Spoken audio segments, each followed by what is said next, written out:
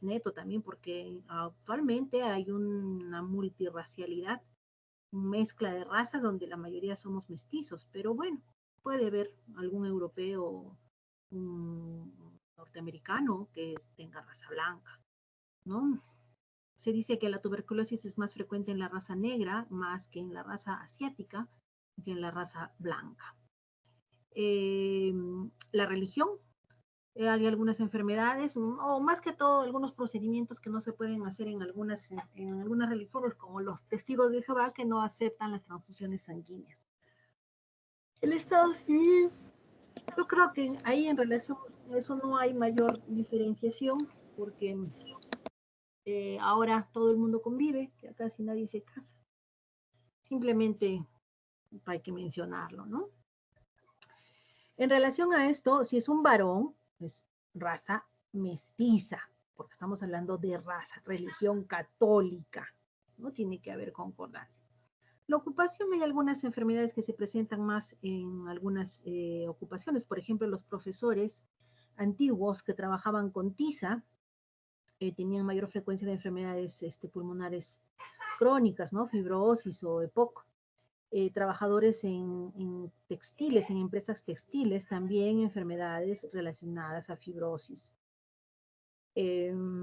Algunos obreros, mineros de socavón, también la silicosis, la neumoconiosis, ¿no?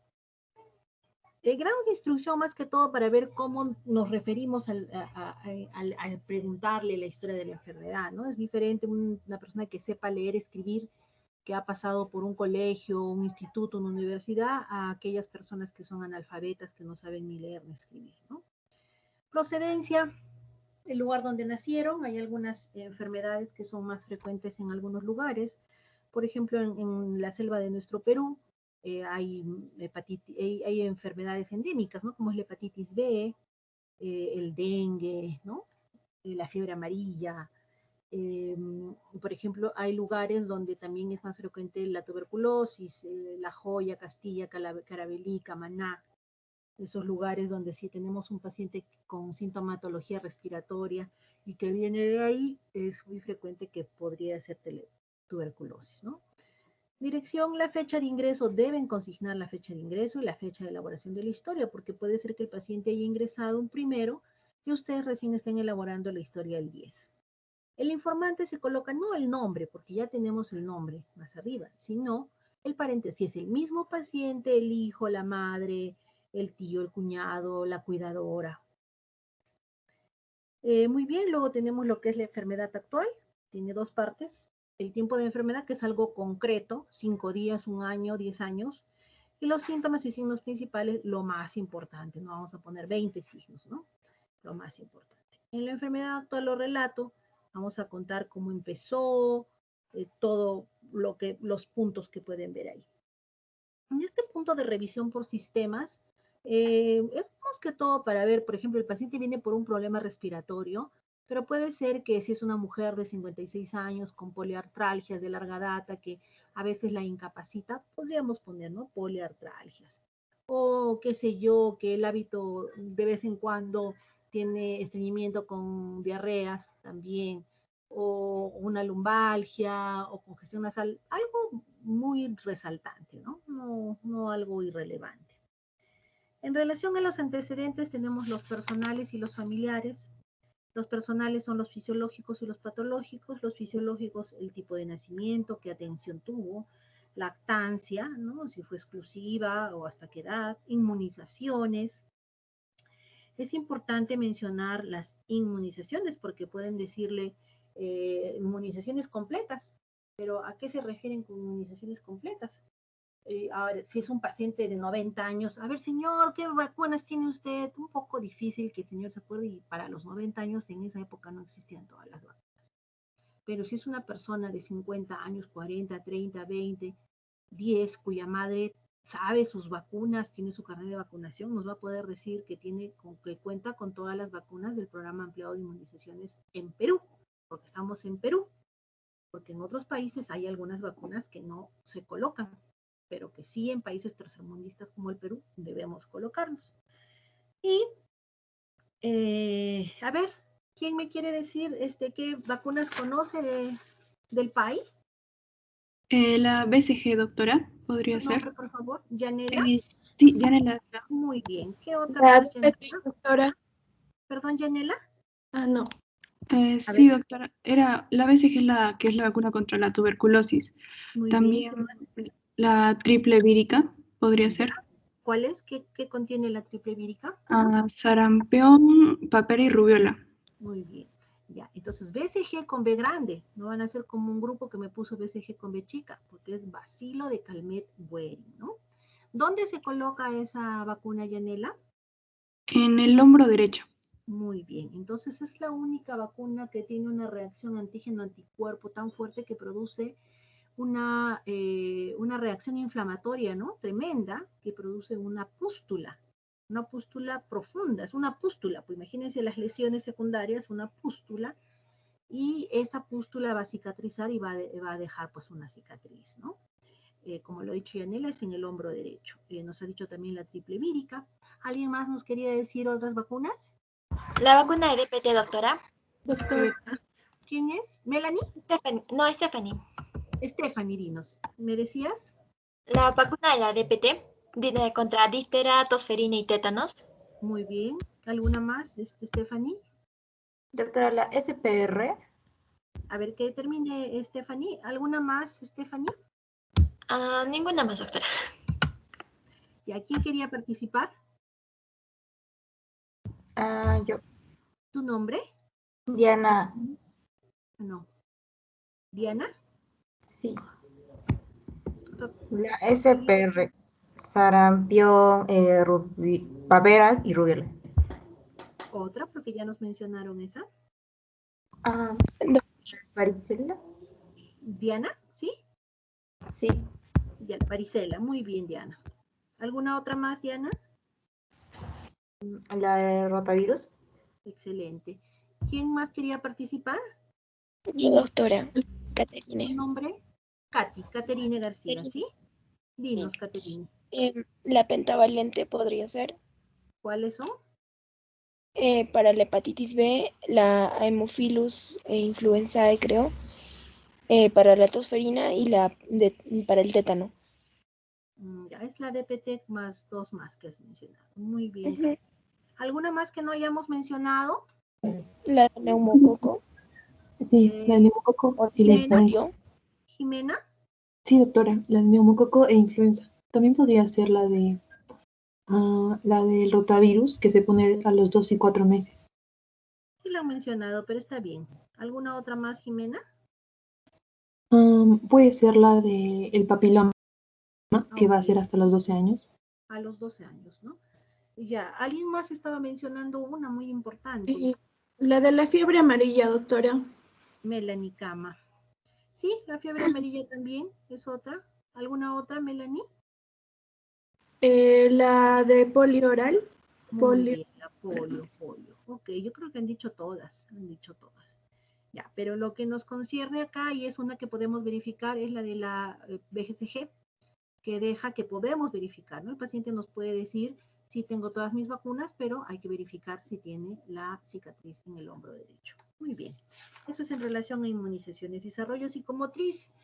En general, para la parte respiratoria no hay mayor cosa, pero cuando vamos a ver lesiones neurológicas, sí es importante saber si el niño tuvo su desarrollo como debe ser, ¿no? Se sentó con ayuda a los 5 meses, sin ayuda a los 6, gateó a los 9, caminó al año, es en promedio, ¿no?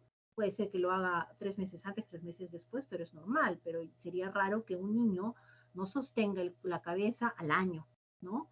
O que no camine a los 3 años, que no hable a los 5 años, ¿no? Entonces esas cosas generalmente son en niñitos, pues, ¿no? Porque vamos a ver lesiones de primera neurona, ¿no? Que generalmente hereditarias y que se deben detectar precozmente para poder hacer la terapia.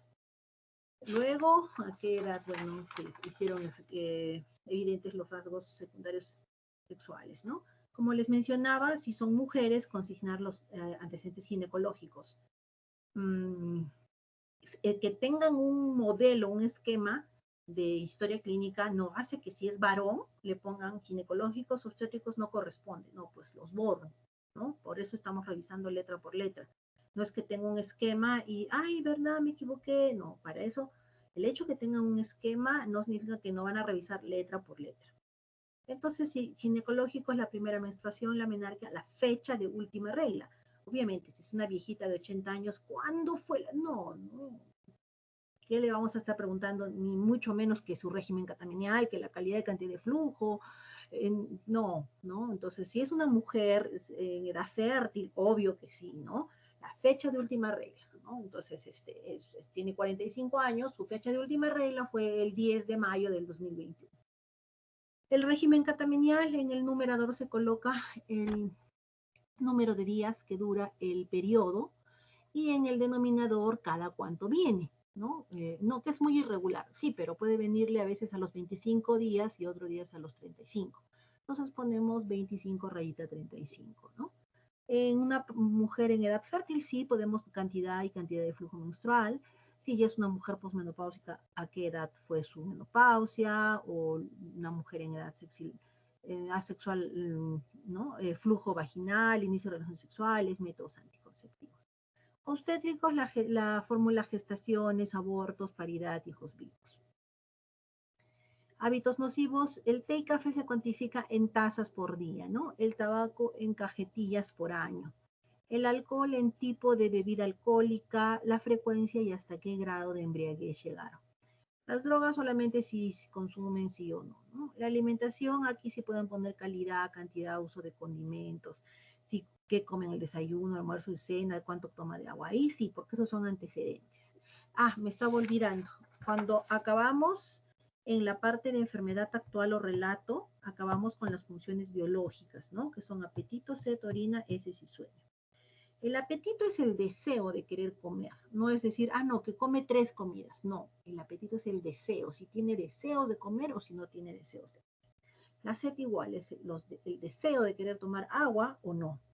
La orina, nada de normales, ni las heces, porque no es normales, ni conservadas, ni nada, porque el significado de normales y conservadas para cada persona tiene un significado distinto. Entonces, una manera de estandarizar las deposiciones es una vez al día, una vez cada 2 días, una vez a la semana. Y en orina, 3 veces al día, 2 veces en la noche, cada vez aproximadamente 250. ¿Cómo lo cuantificamos? Si hicieran en un recipiente, en una chata, en un vasín, podríamos medirla. Pero no siempre pues hacen en el inodoro. Pero más o menos decirle, ¿no? ¿Cuánto hace? Una taza, media taza. Una taza trae 250 centímetros cúbicos, se hace media taza, 125, 4 veces durante el día, que serían 500, y 2 veces en la noche, serían 250, 750 en 24 horas, ¿no? Es aproximado. Y el sueño, bueno, si es normal o está alterado por el dolor, por la tos, por las preocupaciones, qué sé yo. Eso me había olvidado en las funciones biológicas. Bueno, en alimentación, como les decía, ahí sí pueden poner que come 3 veces al día, qué sé yo, a predominio de carbohidratos, a predominio de grasas. Vivienda está bien especificadito ahí todo lo que deben colocar, en psicosocioeconómicos también, patológicos. Ahí tenemos que colocar todas las enfermedades que han sido diagnosticadas. ¿Desde qué año? Diabetes mellitus desde el año 2020 o diabetes mellitus desde hace 20 años. Recibe tratamiento con insulina NPH e insulina cristalina, 20 unidades en la mañana, 10 en la noche. O metformina de 850, una tableta 2 veces al día, glibenclamida de 5 miligramos, una tableta. O es hipertenso desde hace 15 años, recibe los sartán de 50, una tableta cada 12, algo así, ¿no? O hipotiroidismo, levotiroxina, o asma, EPOC, usa los inhaladores, qué sé yo. Operaciones, ¿no? Y bueno, si es alérgico y si ha recibido transfusiones sanguíneas. En antecedentes familiares, estuvimos con personales, ahora nos vamos a familiares. El padre, madre, cónyuge e hijos, ¿no? Importante, 1, la edad, y 2, si tiene enfermedades o no. No conjugar los nombres, no es necesario, simplemente el padre de 80 años padece de artrosis. La madre fallecida a los 50 años de un accidente de tránsito, nada más. La cónyuge, 50 años, aparentemente sana, porque nos dice no tiene nada, pero a nosotros no nos consta. Nos están diciendo que no tiene nada. Entonces, aparentemente sana. Hijos de 20 años y 18, ambos asmáticos. Punto. Ok, hay que averiguar, ¿no? Las enfermedades más importantes, ¿no? Diabetes, hipertensión, tuberculosis, cáncer, ACV. Esas son las enfermedades más importantes por las que hay que averiguar. El examen físico tiene 18 puntos. De preferencia, enumeren cada punto de su examen físico para que no se olviden y sepan que ustedes tienen que hacer 18 puntos. Porque después les ponen letras, 1.1, no, del 1 al 18. Ahí están bien claro. 1 general, 2 piel y faneras, 3 cabeza, 4 ojos, 5 nariz, 6 oídos, 7 boca, 8 orofaringe, 9 cuello, 10 tórax, mamas y aparato respiratorio, 11 cardiovascular, 12 abdomen, 13 urogenital, 14 columna vertebral y extremidades, 15 linfáticos, 16 rectal, 17 neurológico y 18 impresión diagnóstica. El examen físico inicia con las funciones vitales. ¿Alguien me puede decir cuáles son las funciones vitales? ¿Me dice su nombre, por favor, primero? Presión arterial, doctora. ¿Tu nombre? Iván. Muy bien. Presión arterial. ¿Qué más? Frecuencia respiratoria, doctora. A ver, Iván, me tiene que decir las funciones vitales completas. ¿Solamente es presión arterial? No, doctora, es presión arterial, frecuencia respiratoria, frecuencia cardíaca, ¿qué más? Ah, no recuerdo más, doctora, pulso, pero bueno, eso es frecuencia cardíaca. Temperatura, Iván. ¿Ya? Entonces, esas son las funciones vitales. Pero iniciando la parte del examen físico, podemos colocar medidas antropométricas como son el peso y la talla, que nos va a servir para tener el índice de masa corporal, para poder basarnos y decir cómo está el estado de nutrición. Y también podría, ahora que está tan de moda los saturómetros debido al COVID, la saturación. Pero no es imprescindible la saturación, salvo que tenga un problema respiratorio. Y el índice de masa corporal, hay algunos pacientes que no se pueden parar, no los podemos pesar, ¿no? Entonces, no vamos a saber el peso, quizás la talla sí, porque muchos recuerdan cuánto miden, pero al no saber el peso no vamos a saber el índice de masa corporal. Entonces, ¿cómo nos basamos para decir el estado de nutrición? Vemos la cantidad de tejido celular subcutáneo que tiene en el abdomen, ¿no? O en la cara, la presencia o ausencia de bolas de Bichat. Por ejemplo, abundante panículo adiposo, constitución pícnica, entonces vamos a decir que es un paciente con sobrepeso o quizás con obesidad, entonces regular a mal estado de nutrición.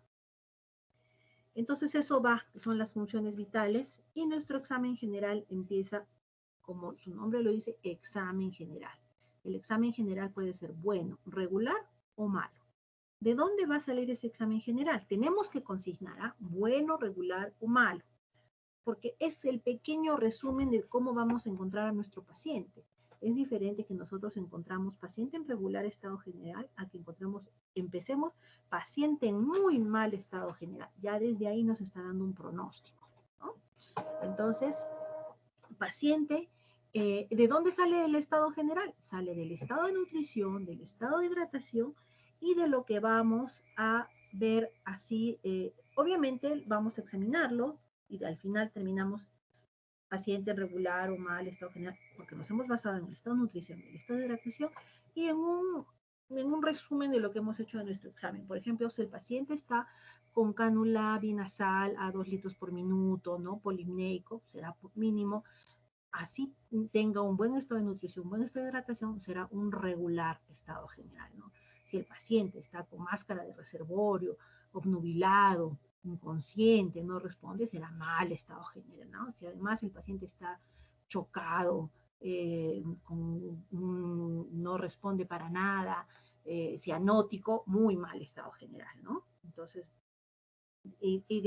eso es en relación a la impresión que nos vamos a tener el paciente en resumen de toda nuestra historia, pero también va a salir del estado de nutrición. El estado de nutrición también es bueno, regular o malo. será bueno cuando tiene un índice de masa corporal adecuado.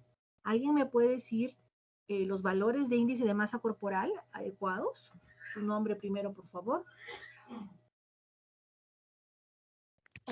Codaima. Dime, Coraima. Lo del índice de masa corporal, los valores normales es entre 18,5 a 24,9. Ya, muy bien. Y más de 24,9 y menos de 18,5, ¿qué diagnósticos nos traen? ¿Sabes, Coraima? Si es que está más, puede ser obesidad. Eso. Ya, ¿y si está menos?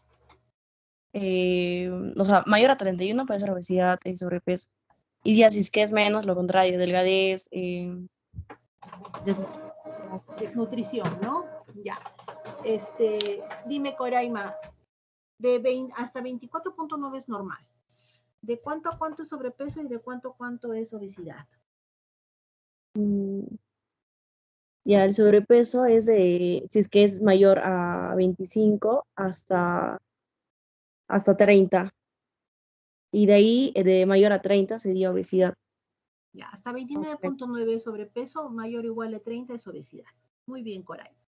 Entonces, si tiene un índice de masa corporal adecuado, en mayor de 18,5 y menor de 25, tendremos un buen estado de nutrición, ¿no?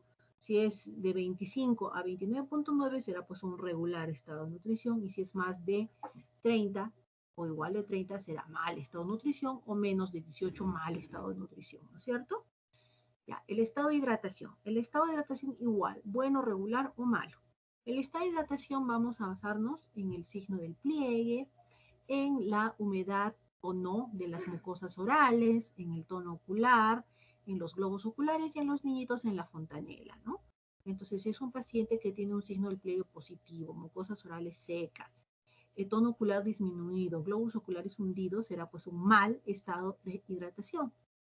O también el edema, la nasarca, también será un mal estado de nutrición. Entonces, luego del estado general, bueno, regular o malo, del estado de nutrición, bueno, regular o malo, y del estado de hidratación, bueno, regular o malo, pasamos a la constitución. ¿Me pueden decir qué tipos de constitución conocen, mediante qué clasificación? Doctor, Sí, dinos, María Fernanda. ¿podría ser la tipología de Viola? ¿Ya? ¿Y cuáles son esos? El microesplásmico, el normoesplásmico y el macroesplásmico.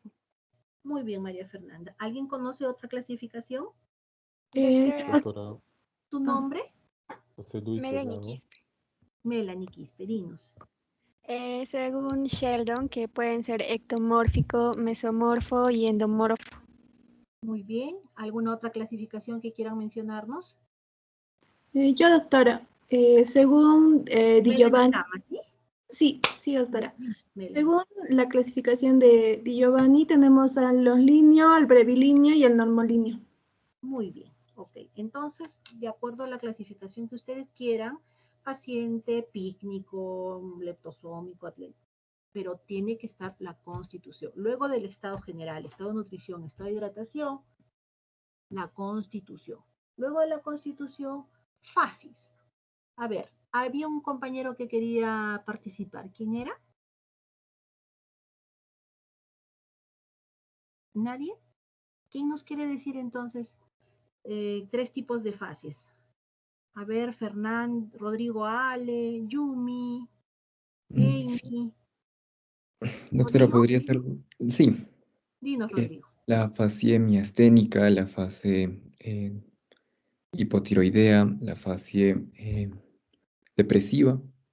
Muy bien. ¿Cómo es la fase hipotiroidea? A ver, descríbela. Me parece que también se le dice media luna. O sea, hay cierto edema o...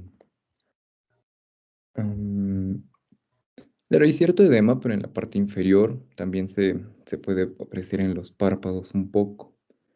Una fase edematosa, pero más localizada hacia las partes de de los bordes de la mandíbula y de bueno, en los párpados, si no me equivoco. Ok, la facies hipotiroidea es una facies abotagada. Ok, ya. Rodrigo, ¿no es cierto? Muy bien, ¿alguien más que nos quiera decir 3 facies más? Yumi. Doctora, ¿podría ser la fascia mímica, la fascia cushingoide y la fascia sardónica? Facies cushingoide, a ver, descríbenos. Se da la enfermedad de Cushing y es la que la cara es en media luna, son con mejillas abultadas. Luna llena, chicos, en luna llena, no es en media luna, en luna llena. ¿Ya? ¿Y cuál fue la primera que dijiste, Yumi? Amímica. ¿Cómo es esa? Se da en la enfermedad de Parkinson y es cuando las personas no se pueden expresar, bueno, no expresan emociones. Ok, Yumi. ¿Alguien más que nos quiera decir? 3 facies doctora. que no hayan mencionado sus compañeros. Sí, doctora, Amy Bejarano. Dinos, Amy. Sí, la fase mongólica, la fase parkinsoniana y también la fase acromegálica. Ok, muy bien. ¿Has dicho la facies? Amy, ¿nos repites? Sí, la fase acromegálica, la fase parkinsoniana y la fase mongólica. Ok, ¿nos puedes decir las características de la fase mongólica? Sí, es propia del síndrome de Down y bueno, se ve la inclinación mongoloide de los ojos con pliegues epicánticos, que es el pliegue de la piel que cubre el ángulo interno y bueno, como la caráncula de los ojos. Y también el puente nasal está aplanado y las orejas, su implantación es baja y hay macroglosia. Muy bien, muy bien. Entonces es normalmente tiene que haber entre ojo y ojo tiene que haber como el espacio de un ojo más, ¿no? Pero en la facies mongólica ese espacio está aumentado y se llama hipertelorismo, ¿no? Ok, Amy. ¿Alguien nos quiere mencionar alguna facies que no hayan mencionado sus compañeros y que sea frecuente? José Luis Delgado, quizás.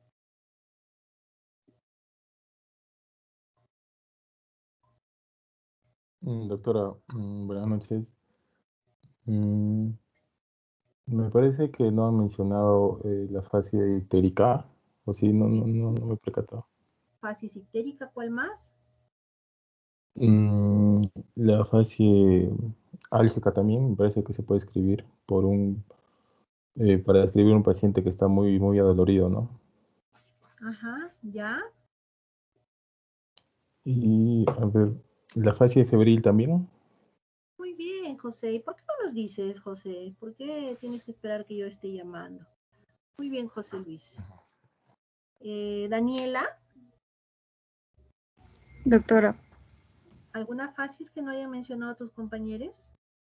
sí, puede ser la fascia tetánica, donde podemos ver la risa sardónica. Después, ya la de, no sé si hay hay una fascia típica para los que sufren accidentes cerebrovasculares, con un rostro inmóvil, o de acuerdo a donde sea el accidente cerebrovascular, la mejilla de un lado está paralizada y también hay borramiento de las arrugas de la frente y bueno, de ese lado paralizado. Facies asimétrica, ¿no? Facies asimétrica. Muy bien, Daniela. Ok, entonces las facies más frecuentes, facies ictérica, facies pálida, facies hipotiroidea, facies hipertiroidea, addisoniana, parkinsoniana, de jugador de póker, ¿no? Las más frecuentes facies lúpica. Ya, entonces después de el estado general, el estado de nutrición, el estado de hidratación, la constitución, la facies, viene la posición, ¿no? Paciente sentado, en decúbito dorsal, decúbito prono, decúbito lateral. Después de la constitución, la facies, la posición, la marcha, ¿no? Marcha eubásica, marcha hemipléjica, marcha parkinsoniana, marcha cerebelosa, la marcha que tenga. Y finalmente, algo general en que nos podemos ver el paciente, ¿no? Paciente colaborador con el interrogatorio y el examen, paciente con cánula binasal, con máscara de reservorio, con sonda nasoyeyunal, algo que veamos, ¿no? Que el paciente tiene. Por ejemplo, ahora están interrogando ustedes a sus familiares, pero muchas veces, a veces los pacientes no querían darle información a los alumnos, ¿no? Entonces, paciente poco colaborador, señora, a ver, respire. No, ¿por qué voy a respirar? No quiero. ¿No? Paciente, ¿por qué no has hecho el examen? Paciente no colabora con el examen, ¿no? Había que cambiar de paciente, ¿no? O muy, muy escueto en sus respuestas, o a veces mal informante. Por ejemplo, señor, ¿desde cuándo está mal? Ay, no sé, ¿no? Eso es mal, paciente mal informante. Eso va todo en el examen general. Luego viene piel y faneras, como su nombre lo dice, piel y faneras. La descripción de la piel, ¿no? Piel pálida, piel rosada, piel caliente, piel tibia, signo del pliegue negativo, piel seca, piel húmeda, ¿no? Huellas de rascado, qué sé yo, piel morena, con máculas hipercrómicas, hipocrómicas.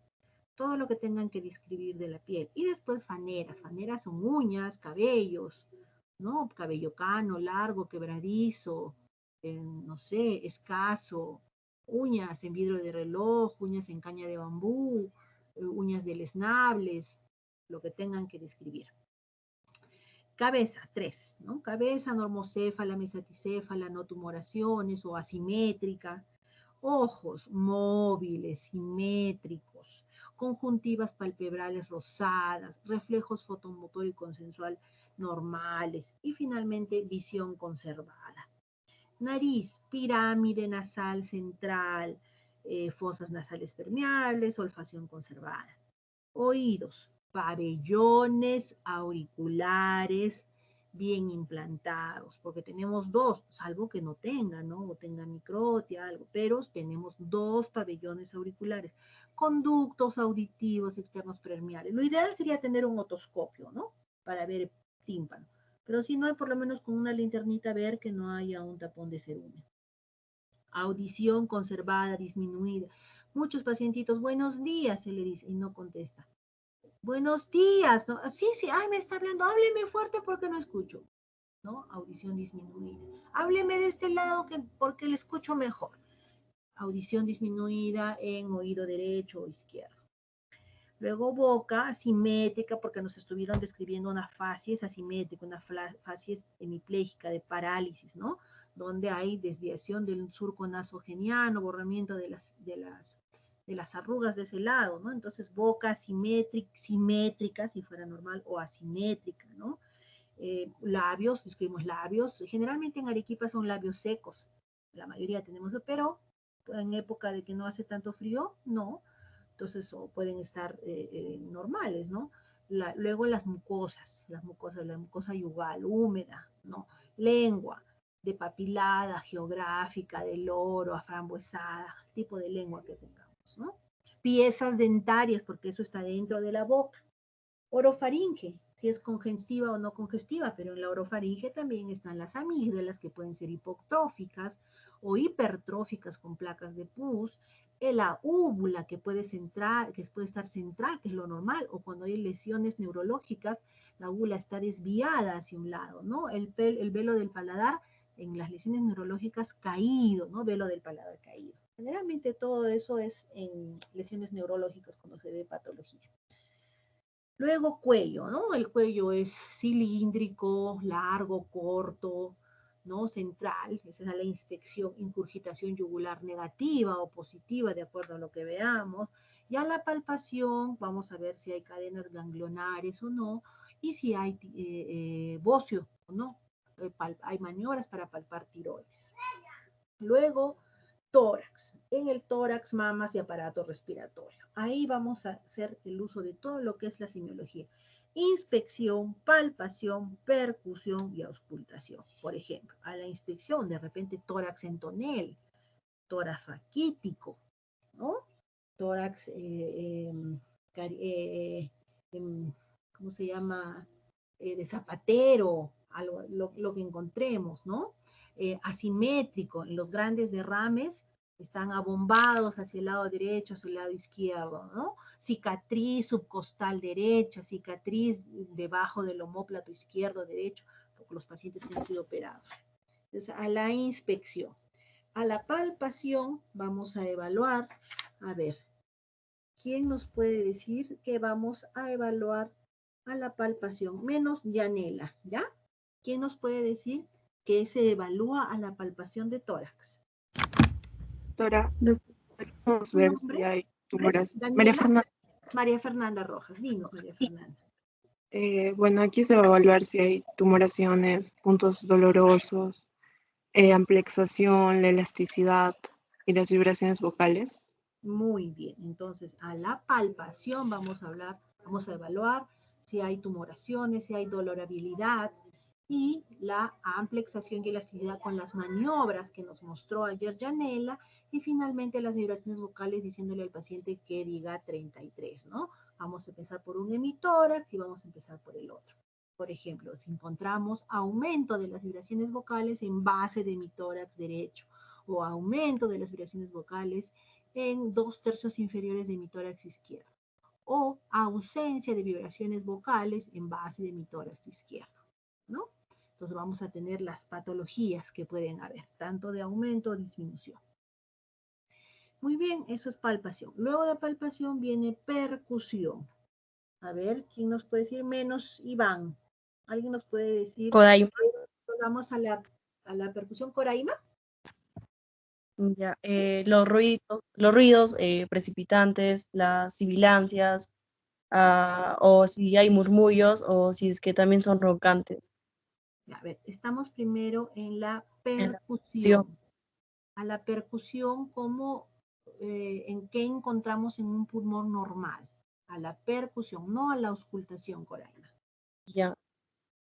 Escúchame. La sonalidad. La sonoridad. Un pulmón normal es sonoro, ¿no? ¿Y qué patología podemos encontrar a la percusión? ¿Qué patologías? Que lo normal es que el pulmón sea sonoro. ¿Qué patologías podemos encontrar a la percusión, Coraima? Ahí, si es que hay los murmullos, si es que hay alguna patología, se escuchan los murmullos. ¿A la percusión?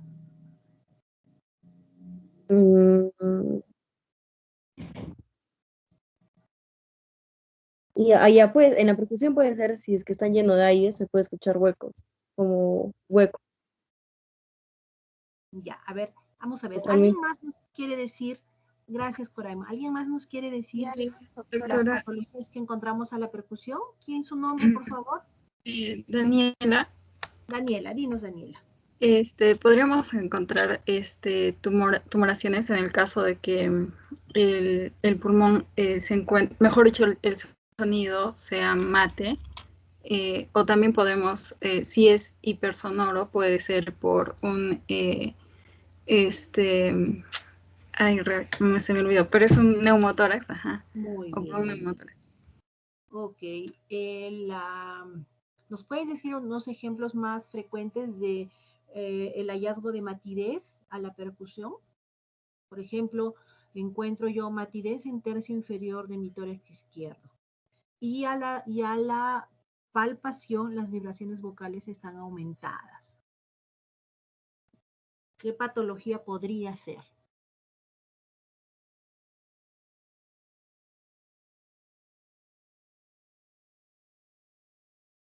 Doctora, ¿podría estar neumonía?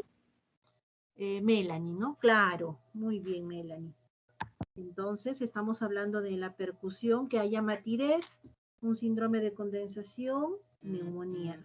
y confirmándolo con las vibraciones vocales que están aumentadas. Muy bien, Melanie. Ok, entonces hemos visto inspección, palpación, percusión y ahora sí nos vamos a auscultación. A ver, ¿alguien me puede decir cómo es la auscultación normal del tórax y las patologías? Diana, doctora. ¿Tu nombre, por favor? Diana. Diana, dinos, Diana. Bueno, lo que normalmente deberíamos escuchar al auscultar el pulmón sería el murmullo vesicular. Y también pueden haber alteraciones propias del murmullo vesicular, pueden haber los soplos y ruidos agregados. ¿Qué ruidos agregados podemos encontrar patológicamente? Los crepitantes, las sibilancias, los roncos. Muy bien. ¿Y qué soplos podríamos encontrar, Daniela? Ah, Diana, perdóname. El tubárico, el anfórico. Ay. Muy bien. ¿Y de derrame pleural, cómo sería el soplo? De derrame pleural sería el soplo pleural, creo. ¿Y qué características tiene este soplo pleural? ¿Cómo suena? Era parecido al tubárico y se escuchaba como Exactamente, en E, y es a predominio de la expiración, el soplo de derrame pleural. ¿Ya? Muy bien, Diana. Ok, entonces hemos visto inspección, palpación, percusión y auscultación del tórax. Mamas, bueno, no, puede ser mamas hipotróficas o turgentes, no secreciones, y ya. Luego pasamos a cardiovascular, igual, inspección, palpación, percusión, auscultación. No se ve ni se palpa choque de punta, matidez cardíaca conservada, en auscultación de ruidos cardíacos en los diferentes focos, ¿no? Foco mitral, aórtico, pulmonar. A la palpación puede haber, cuando hay un soplo muy fuerte, 4/6, puede haber frémito, ¿no? Y de repente los soplos también, ¿no? Los soplos decreciendo, increciendo y todo eso. Luego vamos a abdomen, donde igual va a haber inspección, palpación, percusión y auscultación, pero se recomienda alterar el orden y después de la inspección hacer la auscultación, que vamos a auscultar los ruidos hidroaéreos. A la inspección vamos a ver si es un abdomen simétrico o asimétrico, globuloso, distendido, en delantal, batraciano, la forma, ¿no? Luego alguna mácula hipocrómica, hipercrómica, circulación colateral, cicatrices, mediana infraumbilical, para mediana derecha, para mediana izquierda, enfosiliata derecha, fanestil, subcostal derecha, todas las cicatrices que podamos encontrar, ¿no? Y luego viene la auscultación. Vamos a auscultar durante 1 minuto los ruidos hidroaéreos. Los ruidos hidroaéreos normal, pues van a escuchar, tienen que practicar para ver cómo escuchan, para que cuando no encuentren los ruidos hidroaéreos que están ausentes o alejados se den cuenta. O cuando hay ruidos de lucha, o cuando hay obstrucción, ruidos hidroaéreos metálicos, ¿no? Lo que se dice. Luego a la palpación, hay la palpación superficial y la palpación profunda, ¿no? Para ver si hay dolor, tumoraciones. Y después la percusión. ¿Cómo suena a la percusión? ¿Qué hallazgos encontramos en un abdomen normal? ¿Quién me puede decir? Los ruidos hidroaéreos. Esto es a la auscultación, pero ahora estamos en la percusión. ¿La matidez, doctora? Pero estamos en un abdomen normal. ¿Cómo suena la percusión en un abdomen normal? A ver. ¿Cómo se llama esto? ¿Es timpanismo? ¿Tu nombre? Amy Bejarano. Claro, timpanismo, porque hay aire dentro de las asas intestinales, dentro del estómago. Lo patológico sería que encontremos matidez. ¿no? Una matidez desplazable. ¿Cómo es la matidez desplazable? Hacemos la percusión y luego le decimos al paciente que se ponga de costadito. Y donde sentíamos timpánico, ahora vamos a sentir mate. Y donde sentíamos mate, ahora vamos a sentir timpánico. Entonces, eso es propio de la citis. Entonces, esa es la matidez desplazable. O debajo del reborde costal derecho, sí, 1 centímetro, o debajo de la misma costilla podemos encontrar matidez hepática. O si fuera un vaso grande, ¿no? Encontraríamos matidez en el área del vaso. O si hubiera hidronefrosis, matidez, porque es un poco difícil de palpar, de percutir vaso y riñón en estado normal, ¿no? No imposible, pero sí puede ser. Pero cuando están hipertrofiados esos órganos, sí podemos encontrar la matidez. Entonces, normalmente un abdomen a la percusión es timpánico. Patológico sería que encontremos matidez desplazable en el área donde debe haber aire, pero sí podemos encontrar matidez en el hígado, en el vaso, en los riñones hipertrofiados, ¿no? Ahora, también hay un signo que es el signo del tablero de ajedrez, que podemos encontrar intercalado matidez y timpanismo cuando tenemos una tuberculosis enteroperitoneal o cuando hay una diseminación carcinematógena, ¿no? O sea, todo hay una carcinomatosis del abdomen, ¿no? Un cáncer ya bastante avanzado. Entonces, eso vamos a encontrar a la percusión, ¿ya? Abdomen. El punto 13 dice urogenital. Uro, que nos refiere a lo que es el aparato urológico, y genital o genitales. Obviamente los genitales externos, pues, porque los genitales internos no vamos a poder, ¿no? Más que todo genital, la distribución del vello, para mujeres en triángulo invertido, en varones en rombo, y urológico, los puntos renoureterales, ¿no? Como son los renoureterales, ¿no? Que son de lo que sale de los riñones, salen los uréteres hasta la vejiga. Nos trazamos del ombligo, de la cicatriz umbilical, 2 centímetros para afuera, tanto el lado derecho e izquierdo. Presionamos con un dedito y retiramos, y si es positivo, es punto renoureteral superior. Y 2 centímetros por debajo, punto renoureteral medio, porque los puntos renoureterales inferiores solo se palpan con tacto vaginal en mujeres o tacto rectal en varones, ¿ya? Y la puño percusión lumbar de Murphy, hacemos como ese puño percusión, como un puñito, y le damos en la parte, en el ángulo costovertebral por atrás, ¿no? Cuando el riñón está inflamado, está patológico, duele, porque normalmente el riñón no duele. Es lo que dicen, me duelen los riñones, eso no es porque no duelen los riñones.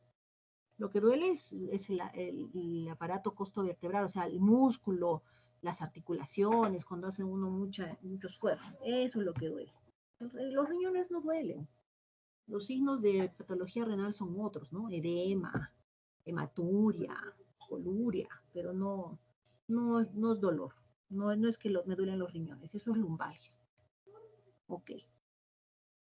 Luego, acá podríamos poner un urogenital, por ejemplo, el uso de pañal, ¿no? Si tuviéramos un paciente que está con pañal, pero o el hecho de que tenga una sonda vesical conteniendo orinas claras, ¿no? Por ejemplo, los pacientes con hipertrofia prostática que no pueden ser operados tienen su sonda conectada a una bolsa colectora. Ahí podemos ver orinas hematúricas, orinas turbias, orinas con sedimento, o en pacientes cirróticos, orinas colúricas, ¿no? O en pacientes que se han querido arrancar la sonda, a veces podemos ver orinas hematúricas. Si tuviéramos un paciente así, describimos eso. O sea, eso es más que todo en los pacientes que vamos a ver en el hospital, ¿no? Porque los pacientes que ustedes van a ver no van a tener, pero tienen que ir pensando que así va a ser. El punto 14, columna vertebral y extremidades, no sé, es un paciente igual, bien, vengo porque me duelen los riñones. El paciente dice eso. ¿Pero qué pasó? No, es que fui a levantar un peso y me empezó a doler, ¿no? Entonces, examinamos, vemos si la columna está derecha, si hay alguna desviación lateral, si hay mucha cifosis o hay hiperlordosis, eso es columna y extremidades. Si el paciente se golpeó o vino desde hace un año, estoy con dolor en la rodilla o dolor en el tobillo, evaluar, ¿no? que se me adormecen las manos, me levanto y me levanto con las manos entumecidas. Conforme va pasando el tiempo voy mejorando el movimiento de mis manos. Evaluar si los dedos tienen aumento de volumen de las articulaciones interfalángicas distales o proximales, que son los nódulos de Heberman y Bouchard, ¿no? Para la artrosis. El paciente que se golpeó y tenía varices y empieza a tener aumento de volumen de una pierna con una coloración cianótica, un poco fría, ¿no? Entonces, describir signo de Homas. A eso va, obviamente, si el paciente va por esa, o sea, si va por esa patología, definitivamente no podemos dejar de examinar este punto.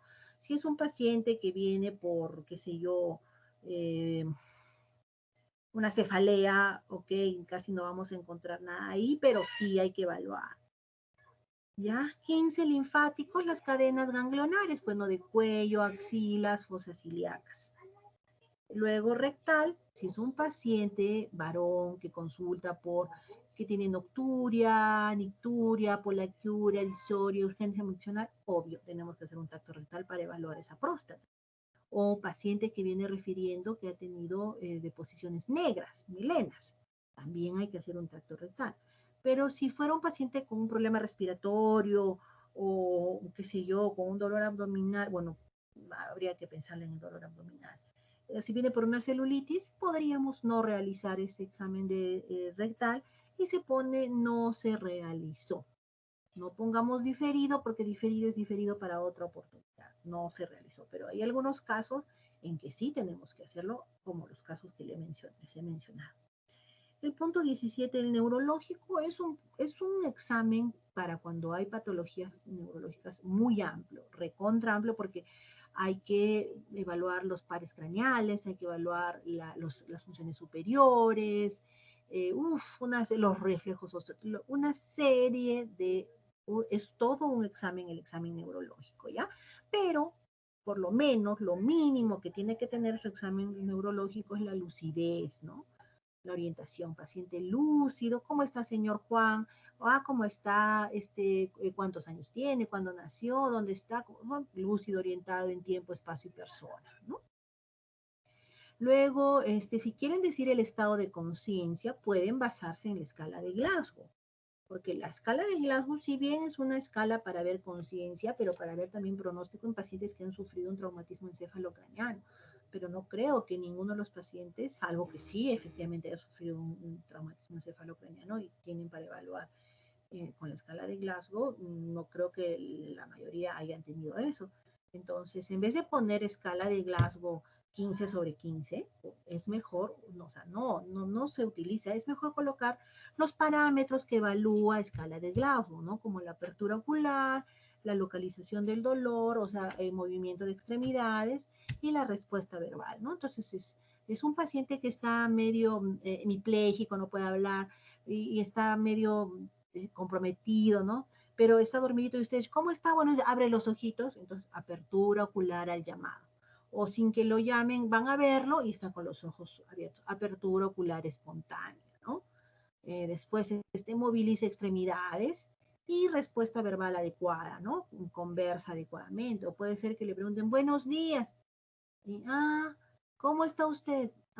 O sea, emite sonidos incomprensibles, que puede ser la respuesta. Eso es mejor describir los parámetros que evalúa Glasgow, ¿ya? Luego consignar mínimo el reflejo osteotendinoso patelar, que es el más fácil, ¿no? El que se hace en la rodilla. Por ejemplo, los pacientes con hipotiroidismo definitivamente tienen que ser evaluados los reflejos osteotendinosos, porque en hipotiroidismo están disminuidos, ¿ya? ¿Qué más? Los signos meningios también, ¿no?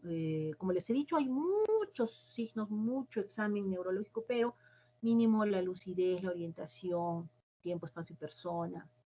Si quieren colocar los puntos que evalúa Glasgow.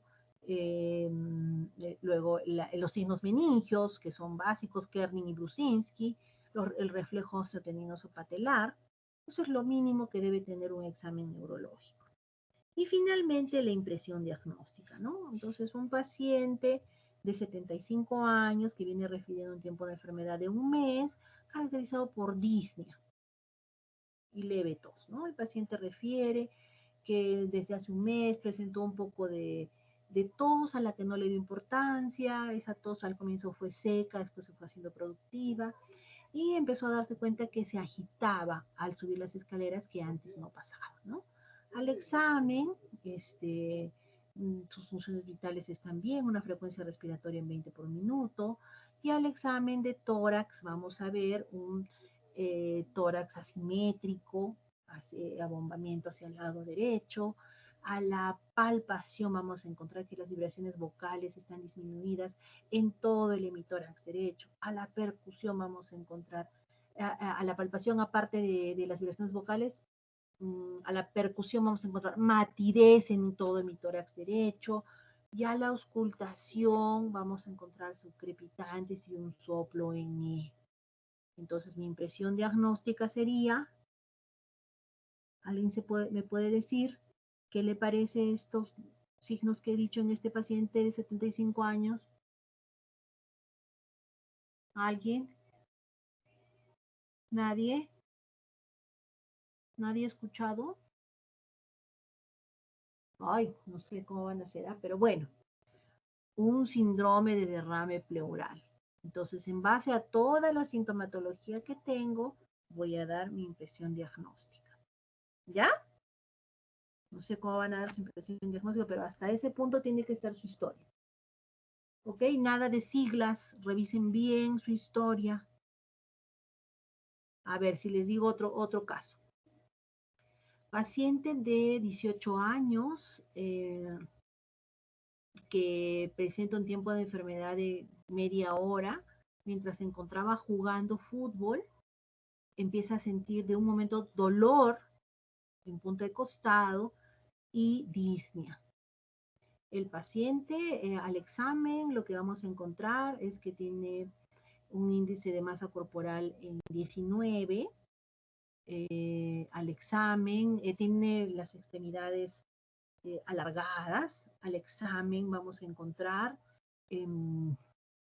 a la inspección un paciente polimneico, a la palpación ausencia de vibraciones vocales en el hemisferio izquierdo, y a la percusión hipersonoridad en el hemisferio izquierdo, y a la auscultación ausencia de murmullo vesicular.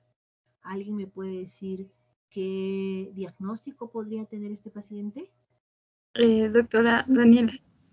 Dinos, Daniela, ¿sí? Sí, doctora. ¿Puede ser un neumotórax por ruptura de bulas? Un neumotórax en sí. La causa no sabemos todavía, ¿no?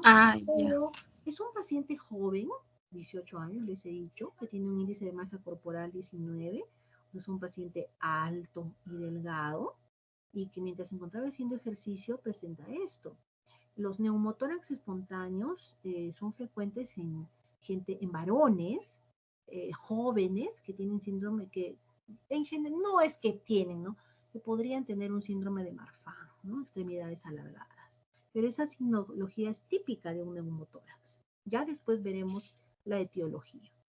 Pero muy bien, Daniela, esa es la presunción diagnóstica. Así como la otra era un síndrome de derrame pleural, habrá otro que será una neumonía, lumbalgia, que si cefalea tensional. O sea, de acuerdo a la sintomatología que ustedes hayan tenido, su paciente haya tenido.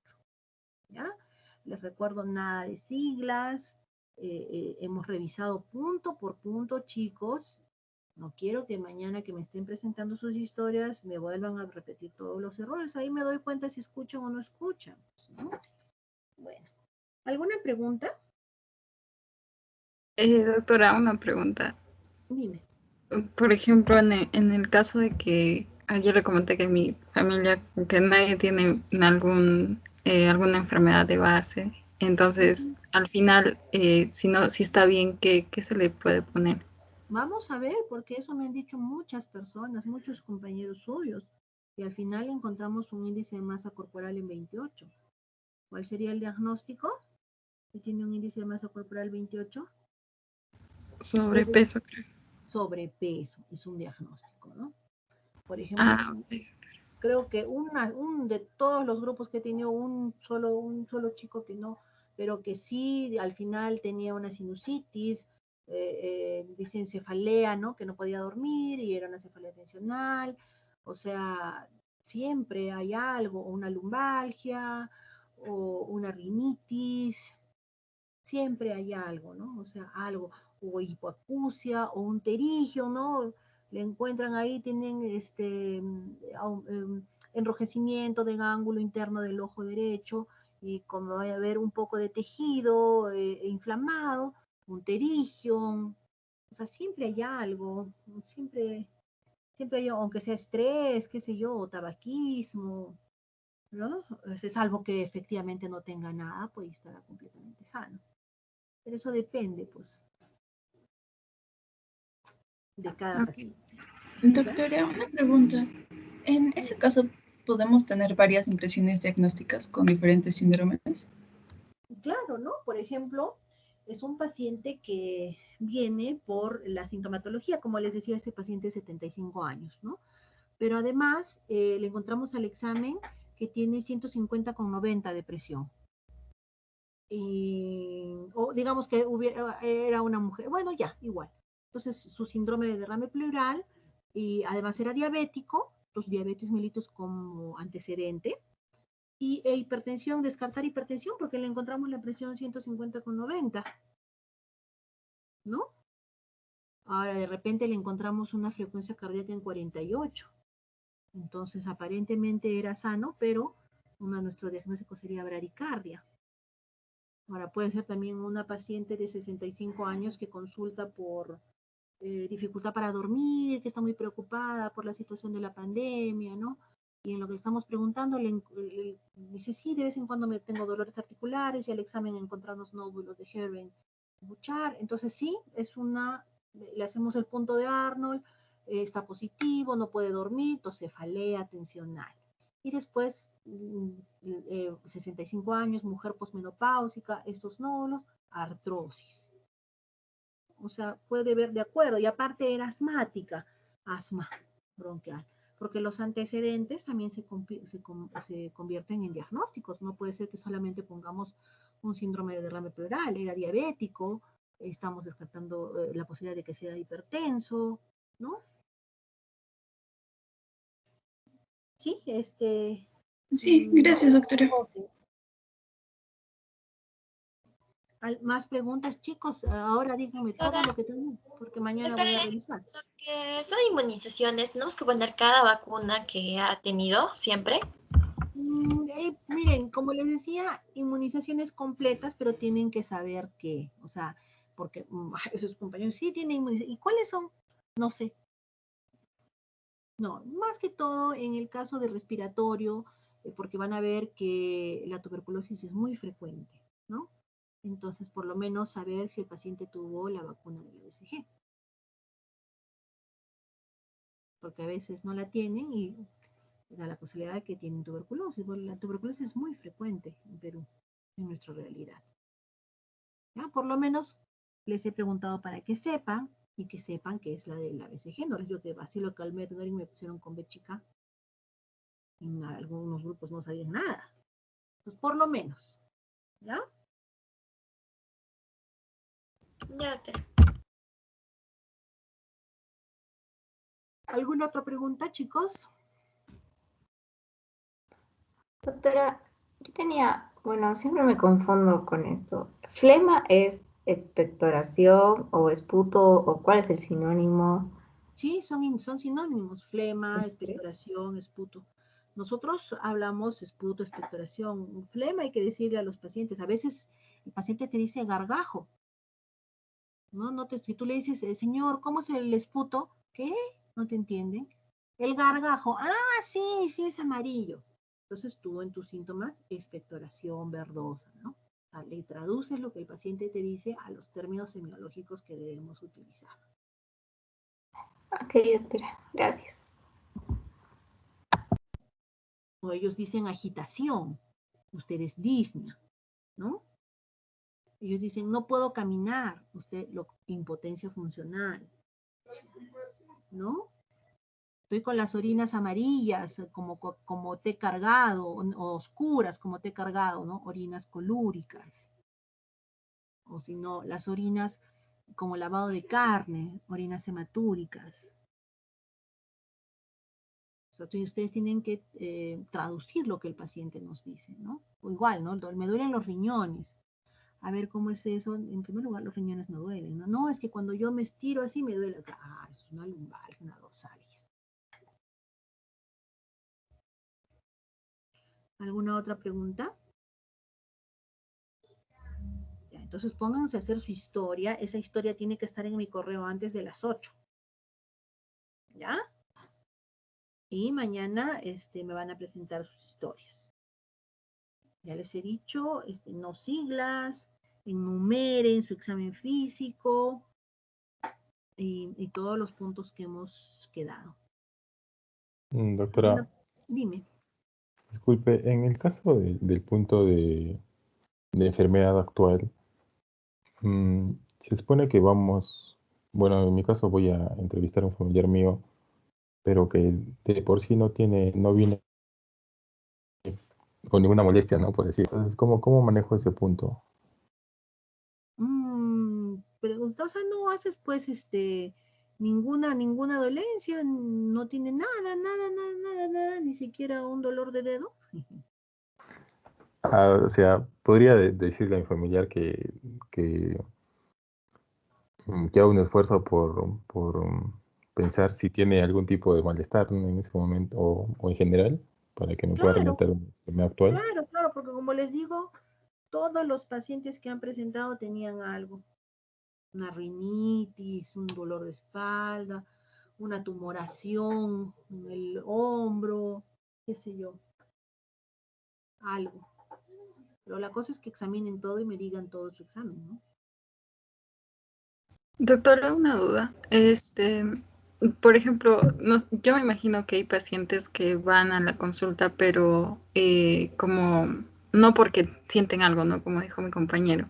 En ese caso, claro que mientras vamos haciendo todos los exámenes físicos, etcétera, como que vamos encontrando algunas anormalidades. Pero en ese caso, por ejemplo, a ver, ya entonces tiempo de enfermedad también lo descartamos, o hay un tipo de historia médica diferente para eso. No, toda historia es igual. Por ejemplo, vengo para que me hagan un chequeo. Ah, ok, ¿no? Sí, cuántos años, de qué se dedica, qué sé yo, ¿no? Pero ya estamos viendo que este paciente podría tener un sobrepeso, ¿no? O sea, estamos viendo con su constitución. Entonces, en los antecedentes le preguntamos, una mujer, ¿no? De 40 años. ¿Cuántos hijitos tiene usted? 3. ¿Alguno de sus hijitos pesó más de 4? Sí, el último, pesó 4,5 kilos. Allá en sus antecedentes, sus 2 padres son diabéticos. Examinamos y encontramos una presión de 130/90 y un índice de masa corporal en 30. ¿No? Entonces, así con lo poco que les he dicho, aparte de la obesidad, es un síndrome metabólico, en el que nos va a obligar a pedir una curva de tolerancia a la glucosa, porque tiene antecedentes de macrosomía fetal, tiene padres diabéticos. Entonces, aparentemente no tenía nada, pero ya descubrimos eso. En Arequipa es muy frecuente el sobrepeso, muy pocas son las personas que tienen el índice de masa corporal normal, ¿no? Sobre todo conforme va avanzando la edad. Quizás si chiquillos como ustedes, quizás no tengan un mayor problema, pero a partir de los 25 años que empieza el envejecimiento, y más a partir de los 40 años, hay mucho problema de sobrepeso. Y la gente piensa que ser gorditos es saludable, ¿no? Cuando sabemos que no. El hecho de tener obesidad es un factor de riesgo. O sea, puedes decir, vengo y todas las personas que han dicho, vengo por un chequeo porque quiero saber cómo está mi vesícula. Pero porque es que cuando como grasas, cuando como palta, mango, mantequilla, queso, ay, me cae mal, me vienen náuseas. ¿Eh? Ahí hay algo. O quiero saber cómo está mi pulmón, ¿por qué? Porque me duele. ¿Y de hace cuánto tiempo? Ya me duele 6 meses. O sea, algo, siempre alguien consulta por algo. Entonces, ¿cuánto tiempo está usted? Me duele ya, es que hace como 2 años hice una mala fuerza. Pero se me pasó. Y después, hace 6 meses, nuevamente me ha vuelto. No puedo estar mucho tiempo sentado, no puedo estar mucho tiempo parado, ¿no? esas molestias. O sea, generalmente dicen, no, no tengo nada, pero a ver, algo, y se le pregunta, ¿no? Ah, no, es que yo tengo una tos natural. Ah, ¿ya cuánto tiempo? No, ya estoy así como 5 años. Ay, cada vez que como me viene esa tos, ¿no? De repente es reflujo. Alguien por ahí expuso tos, que puede haber reflujo.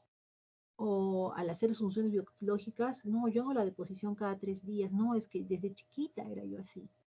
Y eso tampoco no está bien, ¿no? Es estreñimiento. Y en antecedentes, de repente alguien en la familia tuvo un cáncer de colon y al examen encontramos una cuerda cólica, ¿no? Entonces, estreñimiento, si tiene 45, 50 años, hay que descartar un cáncer de colon. O sea, siempre hay algo. O sea, todo vamos a encontrar algo. Algo que no haya nada. Pero como les digo, hasta ahora, todos han tenido algo. Algo de repente encuentras en el examen, qué sé yo, tiroides, bradicardia, no lo sé. O, por ejemplo, ¿no? Dicen, no, no tengo nada y es los problemas del peso generalmente es lo que encontramos. ¿Alguna pregunta más? Doctora, si es que al que vamos a hacer la historia clínica tuvo un problema respiratorio así grave, pero ahora ya está curado. Entonces, y ya está normal prácticamente en toda la parte de examen y diagnóstico, pues ya no iría pues del anterior problema, ¿no? Solo estaría normal. O, o podría considerarlo como parte de la enfermedad que está sufriendo ahora. ¿Qué cosa? No, a ver, repíteme, por favor. O sea, podría ponerlo, digamos, como que suponer que el que lo está sufriendo ahora y pues para ponerlo eso en el diagnóstico y hacer todo el examen físico con las características de que sufrió en aquel entonces, digamos. Claro, claro, claro que sí. Cuentas, pues, ¿no? El paciente que hace 6 meses tuvo este proceso y posteriormente le ha quedado esta secuela o no le ha quedado esta secuela, ¿no?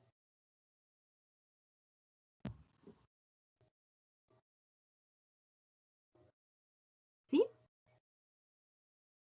¿Me entendiste? ¿Me supe explicar? Sí, doctora, gracias.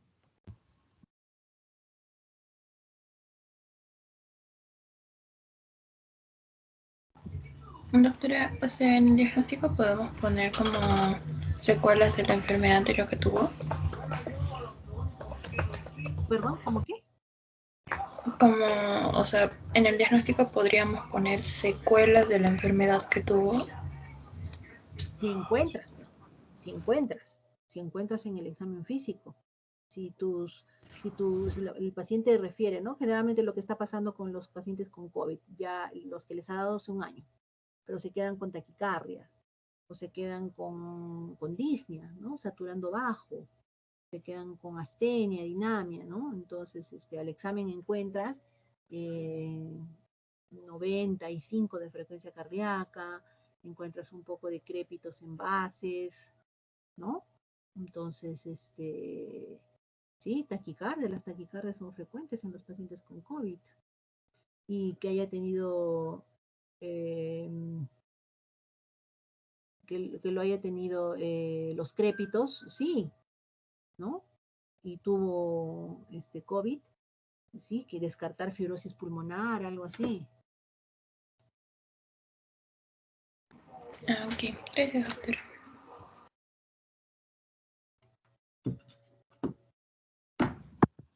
¿Alguien más? Doctora, dijo que si era un paciente varón debíamos de borrar los datos ginecológicos y obstétricos. Entonces, si se trata de un paciente menor de edad, en caso que sea mujer, borramos los obstétricos, ¿verdad? Claro, si es una niñita chiquitita, 10 años, 9 años, quizás no ha menstruado, ¿no? Pero si es una niñita ya de 14, 15, sí. A los ginecológicos, claro, los obstétricos también se quedan. No, pues, si Ah, ya. tiene 10 añitos no tiene, pues es para el caso que tengan, pues, ¿no? mujeres en edad reproductiva.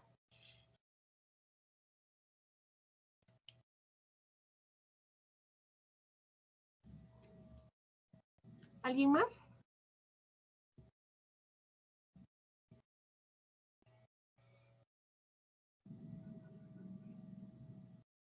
Ok, chicos, entonces mañana a las 8, ¿no? Antes de las 8 tienen que estar sus historias en mi correo. ¿Ok? Ok, doctora. Mañana nos vemos, ¿ya? Doctora, entonces, en la historia clínica que mañana le vamos a presentar, al final ponemos impresión diagnóstica y lo que nosotros podamos diagnosticar. Así es. Ya, listo, doctora. Gracias. Ya, hasta mañana, chicos. Hasta mañana, doctora. Hasta mañana, Hasta luego, doctora. Hasta luego, doctora.